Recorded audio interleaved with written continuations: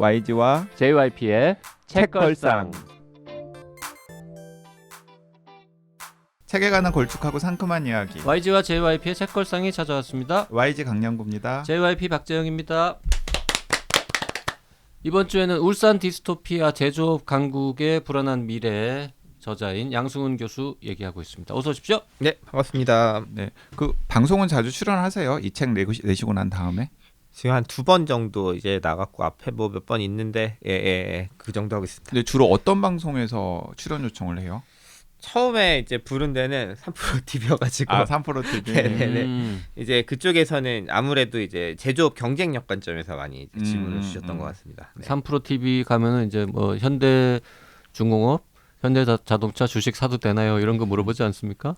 그런 것도 물어보는 거였는데 요즘에 약간 좀 꼼꼼하게 인터뷰하는 프로도 있어요. 그래서 그런데 가가지고 그냥 산업 경쟁력 측면에서 울산에 있는 3대 산업 이런 거 좀 얘기하긴 현대차 했어요. 주식 사도 됩니까 지금? 이거 따로 인터 말씀드릴게요. 끈 다음에. 네네. 그런데 그 현대차 주식 얘기가 나왔으니까 이야기를 하는 건데 지금 더 큰 문제는 뭐냐면 그러니까 이제 애플이랑 비교를 하면은 애플이 잘 나가고 애플 주식이 올라도 미국의 고용이라던가 아니면 미국 서민들의 삶에는 별로 연관관계가 없어지기 때문에 사실 애플이 욕을 먹는 거잖아요. 그렇죠. 근데 지금 현대자동차 같은 경우는 뭐 삼성전자도 마찬가지지만 어쨌든 그런 기업들은 계속 큰 소리를 쳤었단 말이에요. 우리는 애플과 같은 기업이랑 다르다. 우리는 한국 특히 지역사회의 털을 잡고 있고 그리고 한국의 고용이라던가 한국의 경제에 굉장히 밀착되어 가지고 움직이고 있다라는 이야기를 했었는데 지난 시간에 양승훈 교수님 이야기를 들어보면 또 책을 읽어보면은 이제 그 고리가 끊어질 가능성이 굉장히 커지고 있다라는 거잖아요. 예, 한 달 정도 됐나요? 정의선 회장이 이제 26년까지 8만 명을 고용하겠다라고 얘기를 했어요. 네. 그러고 사람들이 와 이랬는데 우와, 거기에 생산직 신규 채용이 빵명이에요. 진짜? 네. 그러니까 생산직 채용이 있어요. 거기 이제 있는데 그건 뭐냐면 기존 인원들 정년 연장 몇 년 해주겠다. 혹은 촉탁으로 몇 명 뽑겠다 이거예요. 아니 그 생산직을 추가로 뽑는 티오가 빵이다는 건 차라리 안 놀라운데 요새 하도 이제 안 뽑는 시대가 됐으니까 그럼 뭘로 8만 명을 뽑아요? 대부분 이제 그 남양연구소나 서울에 지금 그 전기차 부문에 전장 부문에 있는 엔지니어들이 많이 있거든요. 그쪽을 이제 주로 뽑는 거고요. 그다음에 소프트웨어 개발자들 이제 SDV라고 해가지고 이제 그 부분에 이제 있는 개발자들. 그래도 8만 명이나 뽑아. 근데 애플처럼 가겠다는 거잖아요. 애플이 사실은 그러니까 뭐 디자인이라든가 구상이라든가 연구개발 같은 경우만 미국에 있고 나머지 실제로 조립하거나 제작하는 건 다 중국의 뭐 선전 이런 데 있는 거잖아요.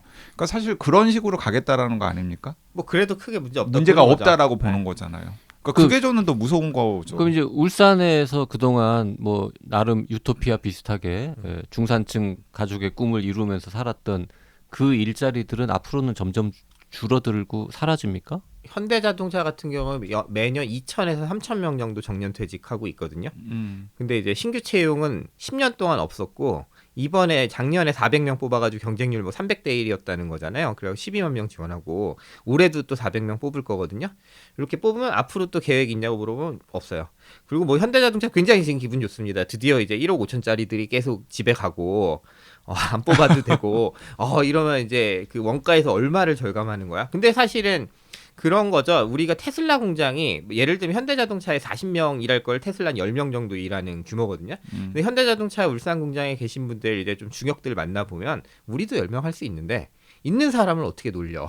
그러니까 우린 지금 40명 하는 건데 그 사람들 나가는 거라고 계산하고 있는 거죠 지금. 그 실제로 JYP 혹시 자동차 공장 견학해 보신 적 있어요? 없습니다. 그러니까 저는 기아자동차, 현대자동차 공장 견학을 해본 적이 언제 있거든요. 해봐요? 그러니까 기자 생활하면서 기자 생활하면서 해본 적이 있는데 아마 양 교수님은 많이 가보셨을 테고 근데 저는 그게 견학 신청을 하면 일반인 견학을 할 수 있는 프로그램이 있어요. 근데 저는 학생들이나 아니면은 이제 시민들 만나서 대화를 나눌 때 자동차 공장 견학을 한번 해보시는 게 좋다.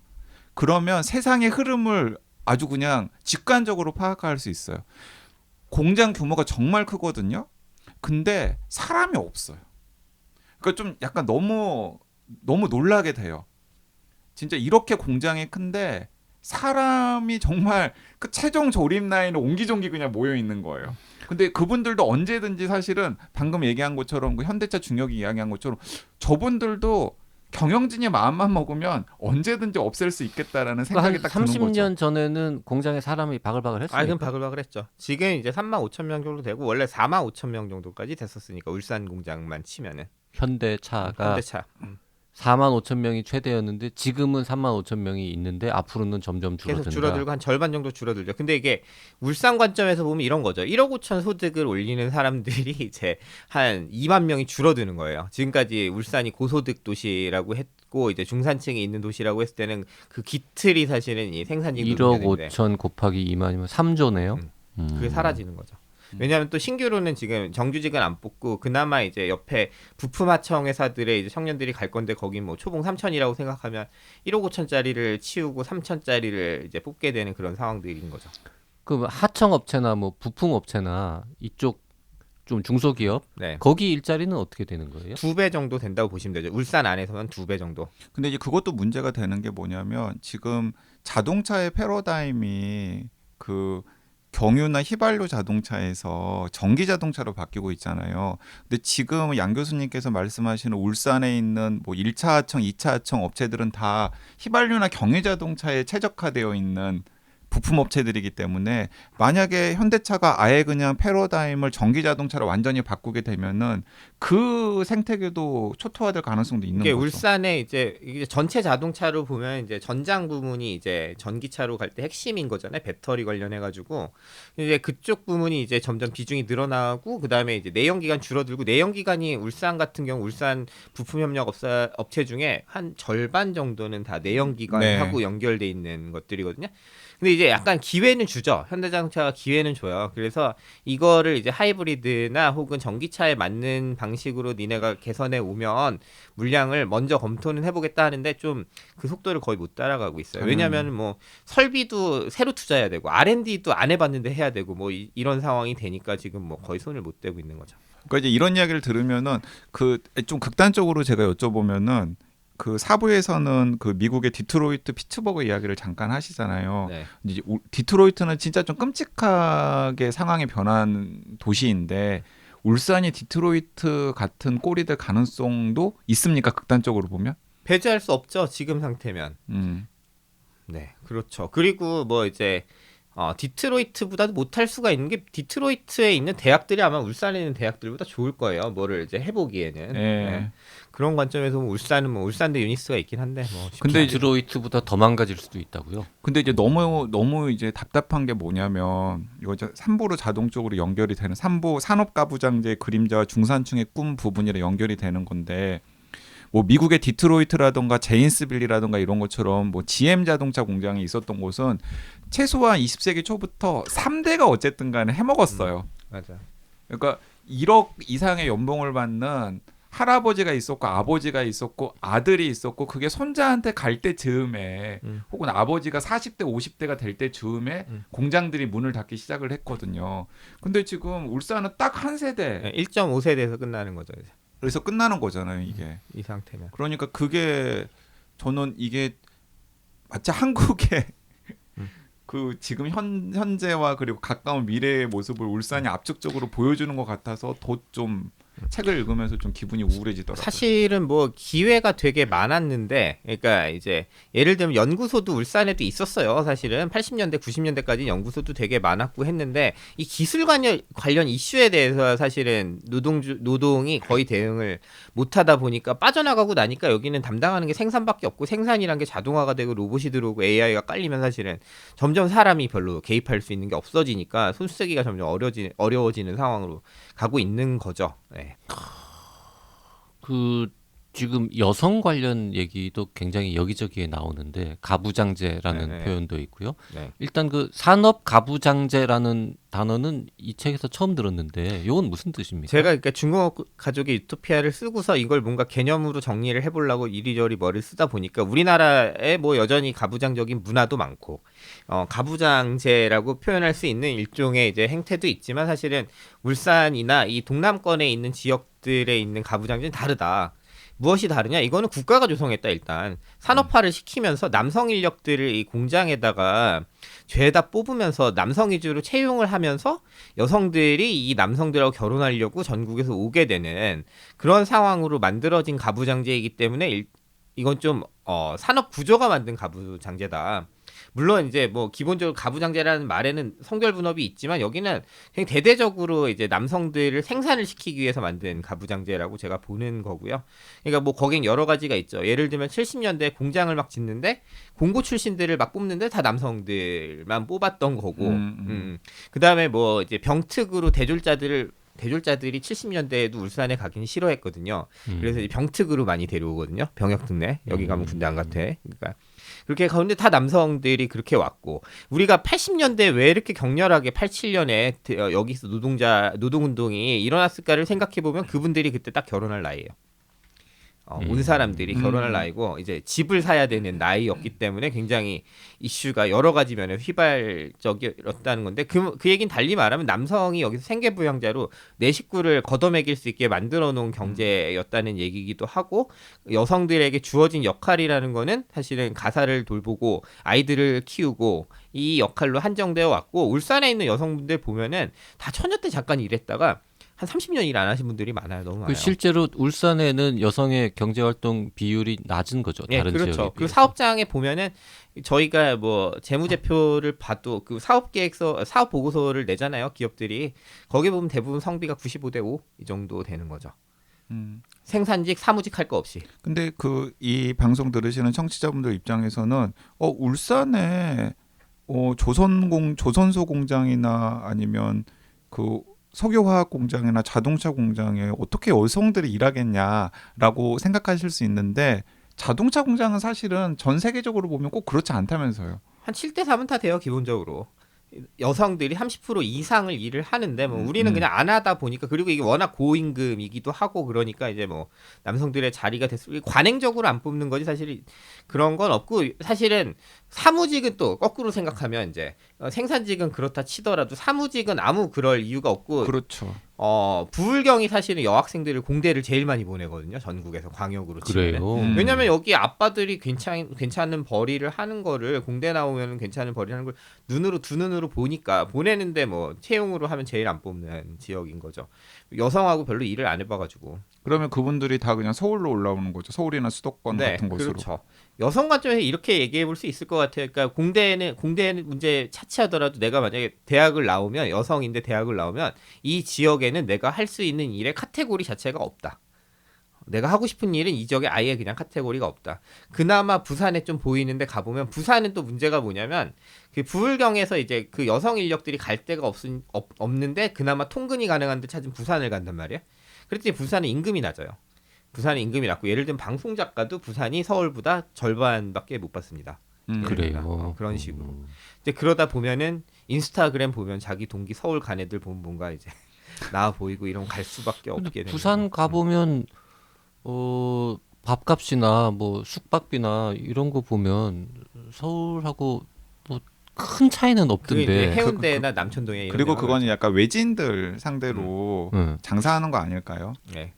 우리가 이제 어두운 얘기를 계속하면은 자꾸 한숨 나오니까 뭐 어렵겠지만 대책 내지는 좀 이걸 좀 속도라도 좀 늦출 수 있는 이 몰락의 속도를 늦출 수 있는 방법 이런 거는 뭐가 있어요? 뭐 메가시티론도 있고 뭐 여러 가지 있던데. 일단 그 물어보면 울산이든 뭐 창원이든 뭐 다 공이 비슷한데 그 동남권에 있는 청년들 중에 조사를 하면 우리 예상으로는 다 나가고 싶다고 생각할 것 같잖아요. 지역을 떠나고 싶다. 근데 설문조사하면 70% 이상은 안 나가고 싶어해요. 그리고 실제 인구의 뭐 30%씩 나가죠. 지금 20대 30%씩이 지금 나가고 있는데 사실은 70%는 안 나가고 싶은데. 그리고 사실은 나간다고 해서 또 뾰족한 수가 있는 것도 아니에요. 그렇잖아요. 아니 그럼요. 아니 그러니까 이를테면 이런 거죠. 대학을 서울로 진학했으면 그 친구들은 서울 사람이라고 봐야 됩니다. 그러니까 이제 노동시장이 처음에 스타트가 다르죠, 이제. 근데 지역에서 내가 대학을 졸업했는데 서울로 갈 때는 좋은 일자리를 찾기는 정말 쉽진 않아요, 사실은. 뭐, 서비스 섹터나 이런 데 갔을 때 본인에게 좋은 일자리가 있을까? 그 다음에 뭐, 그냥 일반 사무직이 됐을 때 좋은 일자리가 있을까 하면 사실은 그렇진 않고 살고 싶어 한다는 데부터 착안을 좀 해야 된다는 거죠. 우리가 대놓고 잘 말하지 않는 불편한 진실이죠, 사실은. 아니 그리고 뭐 이게 상식적으로 생각해 보면은 뭐 너무나 그냥 다들 이해를 하는 게 어쨌든 서울에 있는 수많은 대학들이 있고 서울이나 수도권에 있는 대학들의 졸업생들끼리 경쟁을 하는 상황인데 또 이제 지방에서 졸업한 친구들이 거기에 가세가 되면은 좀 더 유리한 고지에서 먼저 나가고 있는 친구들이랑 경쟁을 해야 되는 거니까 당연히 열세일 수밖에 없죠. 그럴 바에는 지역에 뭔가 좋은 게 있습니다. 그래서 70%가 남고 싶어 하는데, 네. 그럼에도 나가고 있는 거잖아요. 어쩔 수 없이 나가게 될 때 이제 좋은 노동시장에 좋은 위치를 서울에 가면 점하지 못하고 서울의 인구가요. 이게 20대를 서울은 20대를 빨아들여서 30대를 뱉는 도시거든요. 그 얘기는 20대에 이제 대학을 입학하는 친구들을 받기도 하고 일하러 오는 친구들을 받기도 하는 30대 수도권으로 집값이 비싸니까 뱉어내는 거란 말이에요. 근데 이 지방에서 올라오는 친구들은 서울 밖으로 나가지 못하는 친구들일 확률이 높아요. 서울에 왔다가 무슨 말이냐면 결혼을 못하거나 뭔가 생애 주기에 필요한 것들을 유예해야 하는 사람들이 많을 거란 얘기입니다. 이해가 안 되세요? 아니 이해는 되는데 네. 그건 지금 저 대책이 아니잖아요. 아니 그러니까 아니 근데 어쨌든 간에 중요하다라는 그걸 일단 깔아놔야 하고 근데 저기 그러면 양 교수님 저 이 대목에서 이거 하나만 그러면 짚고 넘어가죠. 어쨌든 지방에 있는 대학에서 교수로 재직 중이시니까 요즘 엄청 그 수도권 대학의 쏠림 현상이 심하거든요. 그러니까 예전 같으면은 그냥 지역에 있는 거점 대학, 거점 국립대학 같은 데로 그냥 가서 그냥 진학했을 친구들이 지금은 굳이 그냥 서울에 있는 비싼 등록금의 사립대를 와가지고 뭐 일을 하는 것도 그것도 지방의 대학을 졸업했을 때 경쟁력이 없다라는 그 미래 인식 때문에 더 그런 것도 있겠죠, 당연히. 그렇죠. 뭐 그것도 있고 또 뭐 이제 서울에 있어야 그 네트워크나 정보의 교류 측면에서 이제 유리하다라고 보기 때문에 그걸 다 감수하면서 가 있는 거죠. 네. 그래서 이제 다시 이제 돌아오면 그러면은 그냥 이 지역에서 어느 정도 안정적인 직장 많이 벌지 않더라도 다닐 수 있으면 나는 사실 안 떠나겠다는 사람이 대다수인데 네. 굉장한 이제 곤란함들이 많이 있단 말입니다. 예를 들면 그러니까 서울역에서 천안 정도 거리면은 부산에서 어디까지 커버할 수 있냐면 부산에서 포항, 부산에서 진주까지는 다 그 거리 안에 다 들어오거든요. 이렇게 네. 부채꼴을 펼치면은. 근데 그 거리를 가기 위해서는 몇 시간을 걸릴지를 생각해 보면 자차가 없으면 다 3시간도 걸릴 수가 있는 거리인 거예요. 차가 있어도 한 2시간 정도. 2시간 가까이 걸리죠. KTX 같이 빠른 교통수단으로 부산에서 진주나 포항에 갈 수는 거의 없으니까. 없죠. 울산은 뭐 그나마 기차가 좀 울산은 있습니다. 그러니까 이번에 그 동해선 전철이 생기면서 울산 사람들이 처음 기적을 맛본 거예요. 그러니까 뭐냐면 울산 사람이 부산에서 일하려면 자차 없으면 2주해야 됐어요. 혹은 반대로 부산 사람이 울산 가서 일을 해야 되면 2주를 해야 됩니다. 왜냐하면 버스로 다니면 버스가 빨리 끊길 수도 있고 뭐 생활을 하다 보면 사실은 뭐 직장 생활하고 이러면 늦게 나오는 일이 많은데 자차가 없으면 안 되고 이 얘기는 사회초년생 관점에서는 내가 취업을 하면 바로 차를 사야 된다라는 얘기랑 연결이 되는데 이 전철이 연결되니까 시간당 5번, 6번밖에 안 오는데도 불구하고 전철이 이걸 타면은 정확하게 시간을 지킬 수 있고 이 거리가 생각보다 먼 거리가 아니었네를 이제 처음 깨닫게 되는 거죠. 근데 책에서도 잠깐 언급이 되지만은 그 오히려 그 부산으로 빨려 들어간다라는 것 때문에 약간 소극적인 지역 주민들도 있었다면서요. 근데 이거 사실 되게 웃긴 얘기예요. 고양시장이나 예를 들면 성남시장이 서울에 인구 빨릴까봐 걱정한다는 얘기가 제가 들어본 적이 없는데 경남이나 지금 울산에서는 부산의 인구가 빨릴까봐 걱정을 하죠. 근데 경남은 사실은 예를 들면 그 부산이 팽창하면서 김해나 양산을 통해서 인구를 흡수한 적이 있거든요. 그런 걸 생각하면 사실은 이게 시너지 효과가 날 수 있는 건데 여전히 지역 정치 관점에서는 그런 걸 못 받아들이고 하여튼 중요한 거는 전철망이 굉장히 많이 깔리고 이 생활의 편의가 있어야 된다. 근데 예를 들면 창원에 살았는데 내가 부산에 있는 회사를 취업하기 위해서 2주를 해야 되고 내가 부산에 있는데 거제에 있는 회사를 취업했기 때문에 또 2주를 해야 되는 상황. 이런 것들에 이제 그 연결망이 그렇게 끊어져 있는 상황들이 굉장히 이제 청년들에게는 중요한 문제기도 하고 그리고 그게 이제 연결돼 있어야 대학이 활성화되거든요. 그러니까 지금 서울에 있는 직장인들 중에 대학원 다니는 사람 굉장히 많을 거예요. 일하면서 당연히 뭐 대학원 전철 타고 다니고 이걸 근데 자차로 운전해서만 가야 하고 이거 특히 뭐 1시간 이상 가야 된다고 하면 사실 굉장히 허들이 높아지는데 부울경에 있는 도시들은 사실은 잘 연결이 돼 있으면 다 1시간 안쪽으로 다닐 수가 있는데도 불구하고 현재는 전혀 그런 게 안 된다는 측면에서 일단 그 대학이 활성되고 직장과의 그러한 종류의 교육과 이제 성장할 수 있는 연계망이 발생하다 보면 좀 일단은 한번 틀어막을 수가 있다. 두 번째 연구센터 관점이 이제 저는 대안 관점에서는 연구를 다 뺏겼는데 어떻게 연구를 가져와 이제 네. 기본적으로는 그런 거잖아요. 자동차는 다 저쪽으로 가고. 근데 여전히 뭐랄까요? 계속 해보다 보면은 생산 사이트를 우회할 수 없는 것들은 굉장히 많아요. 그러니까 예를 들면 현대자동차의 생산기술 엔지니어들이 소속은 남양인데 근무는 5일 동안 울산에서 하는 상황이 많거든요. 아니 와서 현장 봐야 되니까 네. 실제로 남양에서 파일럿 센터에서 다 생산 라인을 양산 라인을 만들어가지고 했지만 뽑을 때는 너 남양에서 일할 거야라고 뽑은 다음에 네. 야 이번 주엔 좀 울산 가야겠다라고 해서 보내고 그게 계속 반복되면서 지금 그런 거예요. 어. 그 판교에다가 지금 조선업도 현대중공업도 설계센터를 갖다 놨는데 이 친구들 주에 4.5일 울산 근무하거든요. 왜냐 조선은 또 현장과의 밀착이 그러니까요. 특히 중요하잖아요. 도면만 그리면 된다고 해서 자기 판교에 뽑혀 있는데 가서 맨날 현장에 전화 오니까 오라고 와서 봐라 임마. 네가 그린 거대로 하면 되나? 이제 그러니까 이제 계속 와야 되는 상황이 있는데 그럼 현장에 그 근접한 오피스에는 최소한 지역에서 괜찮은 공과대학을 나온 친구들이 상주해도 될 거라는 생각은 들지 않겠습니까? 디자인, 설계, 뭐 저 엔지니어링 다 포함해서 그러면 사실은 그러한 부문들의 기능을 좀 붙들어 놓을 수 있게 이 지역에 있는 청년들을 붙들어 놓을 수 있다 여전히. 그러니까 정의선 회장이 8만 명 뽑는다고 했을 때 8만 명 전부는 아니라고 하더라도 절반 정도라도 그 지역에 밀착해가지고 만들 여지가 있다라는 거죠. R&D에서 하류 부문 현장하고 밀접해 있는 부분들은 이쪽에 할 수 있다. 근데 현대차에서 그렇게 하지 않고 계속 서울 수도권에서만 그 사람을 뽑는 이유는 뭐예요? 두 가지가 있는데요. 이게 하도 이제 노조하고 사이가 안 좋았기 때문에 노조 묻는다.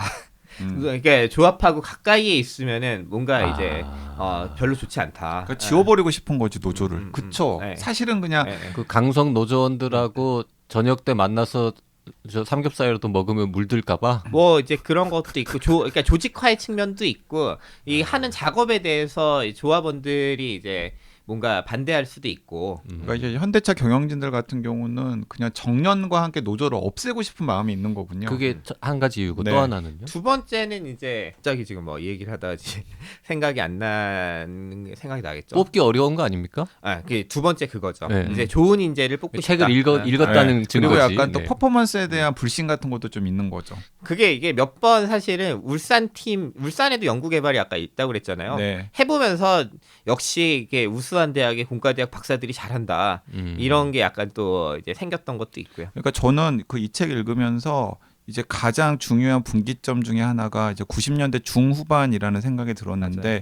90년대 중후반에 뭐 양 교수님도 책에다가 써 놓으셨지만은 생산직 노동자들에게도 약간 숙련도를 높이는 걸 한번 고민을 해보시라라고 제안을 했었고 그리고 그 연장선상에서 현장의 그런 엔지니어나 아니면 연구개발 역량을 좀 강화하려고 하는 흐름이 분명히 현대자동차 내에 있었는데 그걸 노조나 노동자들이 따라가지 못하거나 받지 못한. 네, 그러니까 두 가지가 있어요. 그래서 현대자동차는 이제 현대자동차 역사에서 되게 중요한 분기점이 포니를 만들었다. 자기네 차를 만들었다고 두 번째 엔진을 만들었다거든요. 첫 번째 포니를 만들 때 이제 자체 국산차를 만들 때는 울산 팀이 했어요.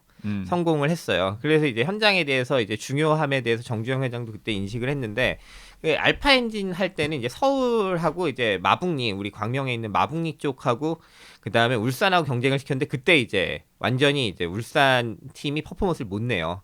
그러다 보니까 역시 이제 그 유수 공과대 친구들을 미국 박사들이 있는 게 뭐 이런 게 좋겠다 하면서 남양을 96년에 이제 굉장히 크게 짓는 거거든요.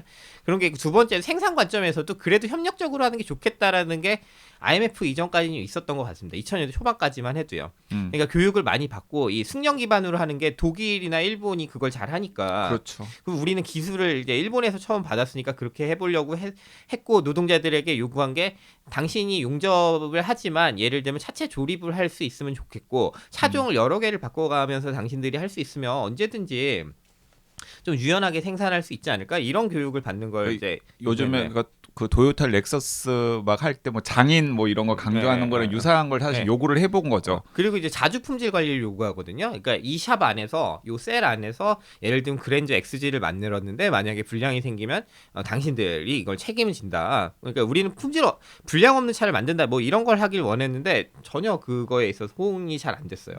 그리고 또 정서적으로 이제 98년에 이제 저 정리해고 사태가 있었기 때문에 노조에서는 또 그거에 대해 굉장히 불신하고 회사가 우리 언제든지 자를 수 있는데 우리가 왜 그 교육 훈련을 열심히 받아야 되냐. 그러니까 다 모든 제조업체들은 포스코나 유한 캠벌리처럼 하길 바라거든요. 그러니까 뭔가 계속 학습하고 계속 성과를 높여가지고 노동자들이 그렇게 하면은 생산성 동맹이다 뭐 이런 걸 하고 싶어하는데 현대자동차는 그때 이제 그룹 단위에서 결정을 끝낸 거죠. 이제 안 되겠다. 그냥 우리는 이제 그냥 이 휴먼 에러를 줄이자, 노조하고 발생한 비용을 줄이자 라인으로 이제 갔던 거죠. 사실은 근데 그게 지금 완전히 그 경로가 막힌 거냐 하면 여전히 계속 그 승련 작업자의 필요성에 대해서는 하나씩 발견을 하거든요. 근데 이게 조금 협력적이면 사실은 그걸 기반으로 이제 좀 교육 훈련을 시키면 되는데 그럴 때 그냥 지금은 대졸 엔지니어들이 그걸 가서 보고 이걸 어떻게 자동화시키지? 이 에러를 안 만들지? 산업공학적으로 관점으로 자꾸 지금 문제를 풀게 되는 상황인 거죠. 그 아까 이제 전철 뭐 울산 얘기도 하시고 교통 부분도 얘기하셨는데 교통이 아무리 좋아져도 일단 울산에 혹은 뭐 부산이나 진주에 일자리 자체가 없으면은 또 꽝이잖아요. 네. 그러니까 연구개발 일자리의 상당 부분을 아랫단이라도 좀 가지고 와야 되지 가져야 않냐. 된다 이거고 뭐 그럼에도 불구하고 전체 수요로 보면 구인 인력이 굉장히 많은 곳이긴 하니까 여전히 울산이나. 근데 그 네. 구인 인력이 근데 갈수록 그 노동의 질이 안 떨어지고 좋은 일자리죠. 있다면서요. 맞아요. 네, 이제 그 문제가 있고 그 다음에 우리 사회는 2000년대를 경유하면서 사실은 20대들 중에 70% 이상이 다 대학을 가게 돼서 고등교육 받은 인력인데 거기에 있어서 굉장히 속도가 늦었고 근데 사실은 그 울산이나 창원이나 이런 지역에서 수요를 만들 수 있거든요. 지금 이제 2차 이하에 하청업체들이 청년들이 안 온다고 하는데 여기 있는 지금 생산직 일자리라는 게 진짜로 스웨트샵이에요. 완전히 가면은 진짜 우리가 갈아 넣는다고 하는 그런 노동을 해야 되고 3D 작업장이 그래서 스마트 팩토리로 바꾸기도 해야 되고요. 그 다음에 아까 현대자동차나 현대중공업이 계속 이제 옛날보다 가혹한 기준을 요구한단 말이에요. 품질 관점에서 글로벌 스탠다드를 갖고 와라. 이러면 연구 개발해야 되잖아요. 그러면 이게 대졸 일자리잖아요. 네. 근데 이제 그런 엄두를 잘 못 내고 있는 게 제가 볼 때는 수요 측면에서는 해볼만 한데 청년 일자리 근데 그런 게 요즘에 왜 안 되나 그래서 좀 지켜보고 있는데 승계 문제도 있는 것 같고요. 그러니까 그 업체들이 대부분 이제 80년대 생기다 보니까 사주들이 대부분 뭐 70대 뭐 이렇고 아들은 서울에서 키웠잖아. 그렇죠. 그러니까 별로 안 물려받고 싶어하고 이런 상황인데 또 창업하고 싶은 또 청년들 많거든요. 울산이나 창원에. 왜냐면 공과대학 나왔는데 취업하려고 하면 나 200만 원 받고 일하기 싫어. 근데 뭐 하나 해보고 싶어서 아이템은 있어. 그래가지고 뭐 3D 프린팅도 해보고 뭐 이것저것 해보는데 양산 경험은 없잖아요. 그럼 좀 이런 것 좀 그런 관점에서 그 2차 이하 벤더들 몇 개를 사업을 좀 안 하고 싶어 하시면 이렇게 묶어가지고 M&A 해서 넘기면 안 되나? 정부가 조금 우리가 산업정책 요즘에는 산업정책 한다고 욕하는 나라도 없는데 미국도 하는데 좀 인큐베이팅 하면서 그런데 보조금 좀 주고 대신 울산 같은 데는 워낙 여성들을 안 뽑았기 때문에 대졸자 일자리에서 많이 뽑아도 되고 그러면 뭐 예를 들면 가족 친화 기업 같은 걸 해서 여성들 할당을 해서 많이 뽑는 기업은 조금 더 대출 금리나 혹은 투자에 있어서 좀 해줄 수 없나? 뭐 이런 걸로 저는 조금 일자리 창출 가능하다고 보고 있거든요. 방송 말고 뭐 울산에 있는 대기업이나 뭐 거기 공무원이나 이런 데서 와서 뭐 강연이나 이런 거 요청은 없습니까? 지금 이제 이번에 이제 울산시 한번 거기에 이제 공단들 몇 군데 이제 예정돼 있습니다. 그 방송 들으시는 청취자들 중에서는 아니 서울도 힘들고 전라도도 힘들고 충청도도 힘들고 강원도는 뭐 앞이 안 보이는데 뭐 그래도 잘 나가는 울산 걱정을 우리가 해야 되냐 이런 생각하시는 분도 있을 것 같아요. 네, 저도 뭐 그 얘기가 또 많이 들어가지고 뭐 호남 분들 특히 뭐 이제 얘기 많이 듣고 사실 저도 이제 아버지가 전라도 사람인데 이제 근데 이제 울산을 그거를 이제 뭐랄까요 울산이나 부울경을 경상도 사람 거라고 생각하면은 뭐 저는 그렇게 해석하는 게 맞다고 보고 있는데 근데 이게 아까도 제가 서두에 말씀을 드렸지만 지난해에 서두에 말씀을 드렸지만 일종의 그 부울경을 공유 자원이라고 본다면 예를 들면 부산 토박이가 얼마나 됩니까? 다 뭐 실향민들부터 시작된 도시고 울산도 실제로 끊으면 30%만 경상도 사람이거든요. 원적지 기준으로 하면. 나머지 지금 뭐 애들이 경상도 사람이 됐지만 그 친구들 부모는 다 호남 사람이고 아니면 수도권 사람이고 막 이래요. 그러니까 여기가 국가가 개발한 지역인 거죠. 발전 국가 혹은 이 산업 정책으로 키워는 도시이기 때문에 여기를 살려야 그 뒤도 있다. 예를 들면 울산도 못 버티면 여수도 못 버틴다. 전라도 관점으로 보면 여수, 광양, 군산 다 못 버틴다. 실제로 그러지 않았는가 군산을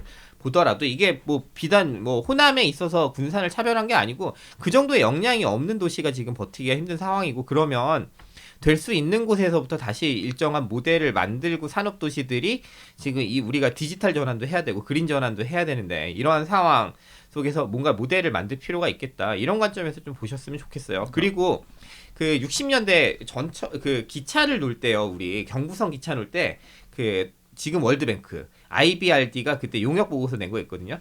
그러니까 이게 우리나라에 기차를 지을 수 있는 방법은 두 가지가 있다는 거예요.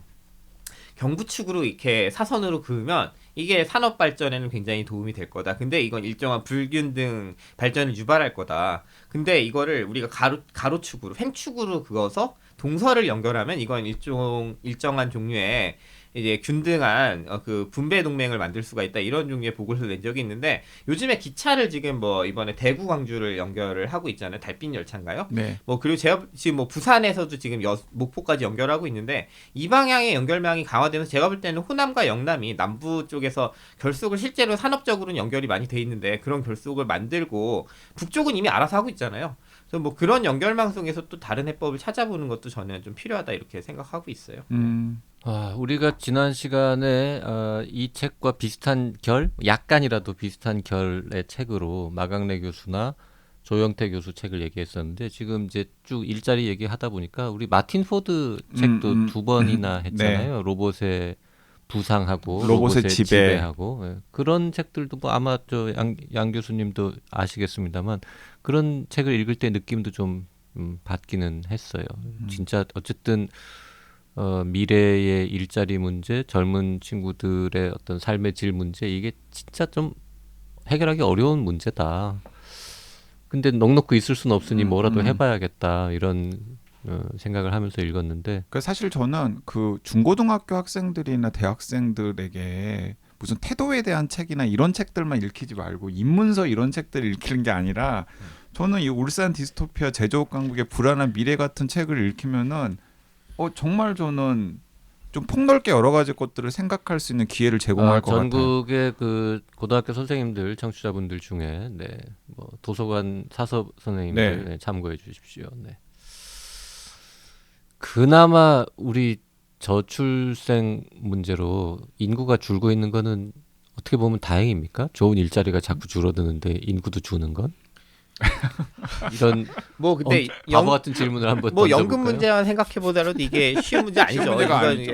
그리고 만약에 다시 리바운딩 한다 하더라도 지금 이 크레바스가 생긴 거죠. 인구 크레바스가 생겼는데 이 문제가 굉장히 우리를 옥죄할 것이기 때문에 뭐 시급하게 풀어야지 뭐 그냥 우리에게 축복이다 이 얘기는 모든 다른 조건들이 굉장히 원활하게 잘 풀리고 있다는 조건에서만 그렇겠죠. 실제로 저출생의 요인 중에 하나가 좋은 일자리가 점점 줄어들고 있다라는 것도 영향을 주잖아요. 근데 이제 그 전망에 기대는 거잖아요. 맞아요. 젊은 부부들이 미래가 별로 안 보인다라고 생각할 때 일을 안 낳는 거잖아요. 그러니까. 네. 그 부재가 쇠락하는 산업 도시와 한국 경제에 켜진 경고등이었는데요. 뭐 경고등이 켜진 거는 확실한 것 같고 이 책을 안 읽어도 알 수 있는 내용이었고 얼마나 심각하게 어디에 경고등이 켜져 있는지까지는 잘 봤는데 솔직히 뭐 이 일개 교수 한 명이 이 대한민국의 미래를 책임질 근사한 대안을 막 내놓는 거는 불가능하니까 대안이나 대책 부분은 조금 약하긴 합니다만 근데 그 책에 있는 것보다 오늘 책걸상에서 그냥 좀 자유롭게 말씀하신 부분들이 오히려 더 생동감 그러게요. 있게 다가오긴 해요. 네. 네. 제가 뭐 이렇게 책에다가 다 쓰기에는 좀 조심스러운 부분이 네, 있죠. 네, 네. 그 어디 강연 같은 거 많이 활동하시면서 책에 안 쓴 이야기들도 많이 좀 하셔가지고 어쨌든 좀 살려주세요. 제조 강국 계속 가야죠. 뭐 계속 고민은 하고 이야기는 해보도록 하겠습니다. 네. 네, 이번 주에는 울산 디스토피아 제조업 강국의 불안한 미래의 저자 양승은 교수님과 함께 해봤습니다. 네, 양승훈 교수님 좋은 말씀 너무 감사합니다. 감사합니다. 불러주셔서. 고맙습니다. 네.